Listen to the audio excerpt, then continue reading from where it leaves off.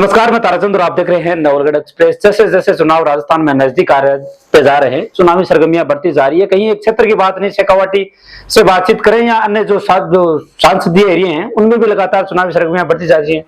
इसी एक कड़ी में पर आज बातचीत करते हैं। झुंझुनू जिले की एक विधानसभा है, नवलगढ़ विधानसभा। बड़ा चर्चा का विषय हमेशा राजस्थान में रहा है, रहा भी क्यों नहीं, क्योंकि यहाँ एक विधायक जो लगातार 3 बार जीते हैं। इस बार बीजेपी है, वो इसी विधानसभा पे पूरा फोकस है वो बनाए हुए हैं, क्योंकि आज तक बीजेपी अपना खाता है वो नहीं यहाँ खोल पाई। क्योंकि नवलगढ़ जो विधायक 3 बार यहाँ से चुनाव जीते हैं, वो पहली बार जब जीते जब बसपा से चुनाव जीते थे। दोबारा उन्हें अगर कांग्रेस से टिकट नहीं मिली, हालांकि उन्होंने कांग्रेस की दावेदारी वो की थी, टिकट नहीं मिलने के बाद उन्होंने निर्दलीय है वो चुनाव लड़ा। वो निर्दलीय लड़ने के बाद एक भारी बहुमत, यूं कहें कि 33,000 वोटों से वो चुनाव है वो जीते। पहला चुनाव वो जब जीते, जब अंतर था 16,000 का, वो बसपा से चुनाव जीत रहे थे। तीसरी बार जब चुनाव की बारी आई तो 2018 में बात है, जब उन्होंने कांग्रेस का के साथ टिकट के साथ जब चुनाव लड़ा तो लगभग 36,000 वोटों से उन्होंने जीत हासिल की। तो इस बार कई बड़े चेहरे जो बीजेपी के, इस बार यहाँ मैदान के अंदर है। लगातार बीजेपी यहाँ प्रयास करती आई है, करी भी क्यों नहीं, क्योंकि अभी तक बीजेपी का खाता वो नहीं खुल पाया। अगर बातचीत करें कुछ बहुत से चेहरे यहाँ बीजेपी के जो मैदान में अंदर है, जाट चेहरा राजेश कटावा की पर बातचीत करते हैं तो राजेश जी कटावा यूं कहे कि लगभग 3 सालों से यहाँ मैदान के अंदर है, लगातार जनसंपर्क करते हुए उनके एक अच्छी खासी सभाओं के रूप में उनको देखा है वो गया है।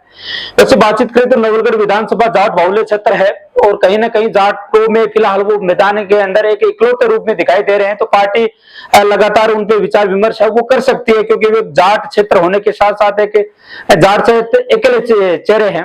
अगर ऐसे ही एक चेहरे की ओर बातचीत करें तो भाजपा से फिलहाल वर्तमान समय में डॉक्टर वीरपाल सिंह शेखावत, जो राजपूत समाज से बिलोंग करते हैं, आरएसएस के अच्छे संरक्षक के रूप में उन्होंने कार्य किया है। वर्तमान समय में नवलगढ़ की राजनीति में काफी सक्रिय रूप में वो देखे जा रहे हैं, लगातार वो जनसंपर्क कर रहे हैं। कहा जाता है और उससे सुनना भी है कि केंद्रीय मंत्री गजेंद्र सिंह शेखावत के वो काफी नजदीकी है वो माने जाते हैं। प्रोग्राम हुआ था गुड़ा में, जिसमें उनके एक स्कूल में केंद्रीय जल शक्ति मंत्री पधारे थे और साथ में कई बड़े चेहरे वो पधारे थे। वर्तमान समय अगर आरएसएस की दृष्टि से देखा जाए तो कहीं ना कहीं प्रखरता से आगे निकल के डॉक्टर वीरपाल सिंह शेखावत का नाम भी आता है नवलगढ़ के अंदर। उसमें कुछ चेहरे हैं, विक्रम सिंह जाखल है जो पिछली बार निर्दलीय चुनाव लड़े थे, एक अच्छी संख्या में उन्होंने वोट हासिल किए, लगभग 40,000 वोट उन्होंने शामिल की। निर्दलीय रहते हुए उन्होंने है वो हासिल किए। इस बार बीजेपी का दामन थान कर वो दोबारा बीजेपी के एक उम्मीदवार के रूप में, यूं एक प्रत्याशी के रूप में मैदान में दिखाई है वो दे रहे हैं। ऐसे ही अनेक चेहरे हैं और भी मैदान के अंदर है। बीरबल सिंह गोदार हैं तो जो 2 बार जिला परिषद सदस्य रह चुके हैं, जाट का बड़ा चेहरा माने जाते हैं। उनके जो बागपत एरिया उनमें एक अच्छी पकड़ है उनकी मानी जाती है। तीसरे अगर लगभग और नेताओं की बात करें तो सुमन जी कुलहरी हैं जो भाजपा किसान मोर्चा से बिलोंग करते हैं। नवलगढ़ में उनकी एक अच्छी टीम है, उन्होंने तैयार है वो कर ली है। तो कहीं ना कहीं एक महिला चेहरा है वो फिलहाल इकलौते मैदान के अंदर है। अब बातचीत करते हैं यहाँ की वर्तमान स्थिति की। तो वर्तमान स्थिति में कुछ ऐसे मुद्दे रहे हैं, जैसे बातचीत करें तो किसान आंदोलन की बातचीत करें तो चर्चा का विषय वर्तमान समय में बना हुआ है। इसी के कुछ दिनों की बात करें तो बड़ा चेहरा था बदराना चौड़ा। हालांकि बातचीत करते वर्तमान समय में बीजेपी 2 प्रमुख ऐसे मुद्दे हैं, या बदराना और श्री सीमेंट, उनमें प्रमुखता से आगे है वो निकल के आ रही है। हालांकि बातचीत करते हैं, विधायक डॉक्टर राजकुमार ने बार बार ये कहा है कि अब की बार 50,000 पार, तो उनका ये वक्तव्य बार बार देखा गया है भाषणों में। लेकिन बीजेपी कहीं ना कहीं उन्हें इस 2 मुद्दे पर घेरने का काम है वो करती है। लगातार सरगर्मियां बढ़ती जा रही हैं। कुछ ही समय पहले कि यहाँ नवलगढ़ में आने वाले कुछ 2-3 दिन पहले एक बड़ी सभाएं हुई थी, तो कहे कि 2 चैंपियन होते नवलगढ़ कप और किसान महापंचायत में 2 आमने सामने बड़े चेहरे दिखाई देखने के लिए मिले था। एससी समाज से बिलोंग करने वाले चंद्रशेखर आजाद जी रावण यहाँ पहुंचे थे। उनके यूं कहें कि एक वीडियो भी काफी वायरल हुआ था, तब उन्हें मार्केट में अंदर जाने से उन्हें रोका गया था। हालांकि बातचीत करते हुए किसान महापंचायत को सफल किसान महापंचायत है वो मान सकते हैं।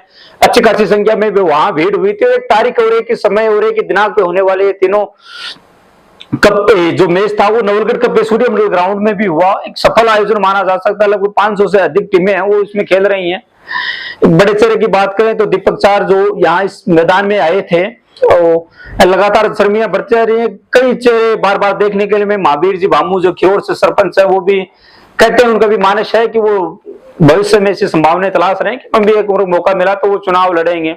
अगर वर्तमान स्थिति की बातचीत करें, सरपंच और पंचायत समिति और जिला परिषद, कहीं ना कहीं सरपंच सबसे ज्यादा अगर दिखाई वो किसी कार्यक्रम में दिए गए हैं तो वो विक्रम सिंह जाखल के जो प्रोग्राम है प्रमुखता से है, वो कई सरपंचों ने खुलकर वो भाग लिया। पर बातचीत करते वर्तमान समय में कहीं ना कहीं नवलगढ़ की राजनीति वर्तमान समय में सुरेंद्र सैनी पर जो पूर्व नगर पालिका के चेयरमैन रह चुके हैं, कहीं ना कहीं फिलहाल वर्तमान में एक सैनी समाज संस्था के अध्यक्ष एक बड़ी दावेदारी है वो पेश कर सकते हैं। कहीं अगर एक यूं कहें अंदरूनी से जो सुलगलाहट है वो ये भी है कि एक भविष्य में बीजेपी सुरेंद्र जी सैनी को मौका देती है तो कहीं ना कहीं एक टक्कर का मुकाबला है वो हो सकता है। कभी कभी नेताओं के द्वारा ये कहा जाता है कि टिकट तो उनके जनता के हाथ में है, तो इस बात देखने के लिए मिलेगा कि बीजेपी अपना दाव है वो नवलगढ़ के किस नेता के रूप में खेल पाती है। क्योंकि वर्तमान समय में बात करें सिर्फ 7 से 8 नेता हैं बीजेपी के जो यहाँ मैदान के अंदर है।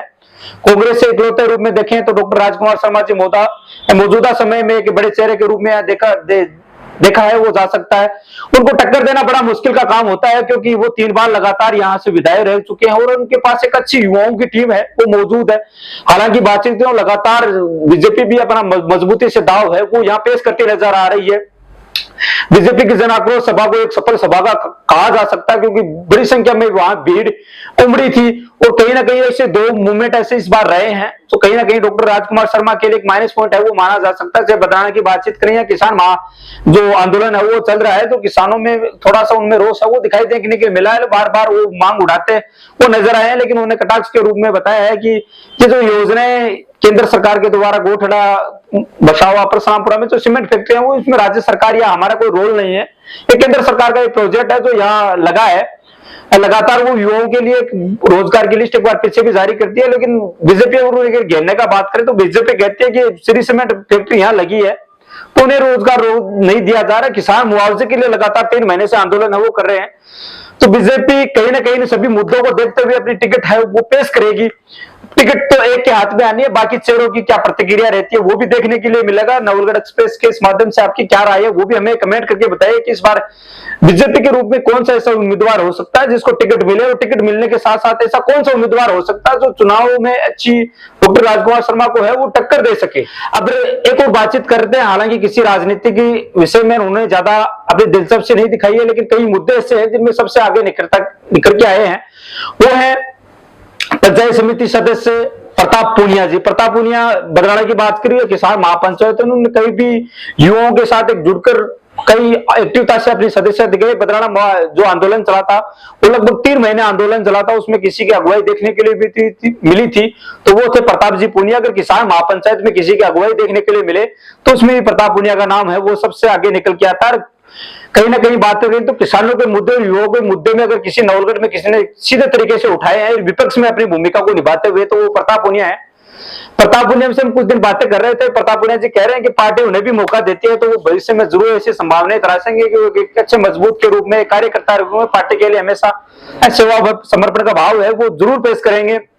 नवलगढ़ की राजनीति फिलहाल एक अच्छी राजनीतियों कहे कि पूरा चुनावी माहौल है वो नवलगढ़ की राजनीति के अंदर बन गया। कभी कभी कर बातचीत करें तो एक नाम और निकल के आता है नवलगढ़ की राजनीति के अंदर ओमदास जी महाराज। कई बार अपन बातचीत करें बीजेपी के प्रोग्राम हो या कांग्रेस के प्रोग्राम हो तो मुझे ऐसी राजनीतिक गलियारों में ऐसी सुगबुगाहट चलती रहती है कि ओमदास जी महाराज है वो यहाँ से चुनाव लड़ेंगे। हालांकि ओमदास जी महाराज ने अभी तक इस पे खुल पे अपना कोई बयान है वो नहीं दिया है और ऐसे कोई राजनीतिक प्रोग्राम में वो हिस्सा भी नहीं लिए हैं। लेकिन बातचीत करें कुछ दिनों पहले राजस्थान में 3 ऐसी बड़ी रैलियां हुई थी।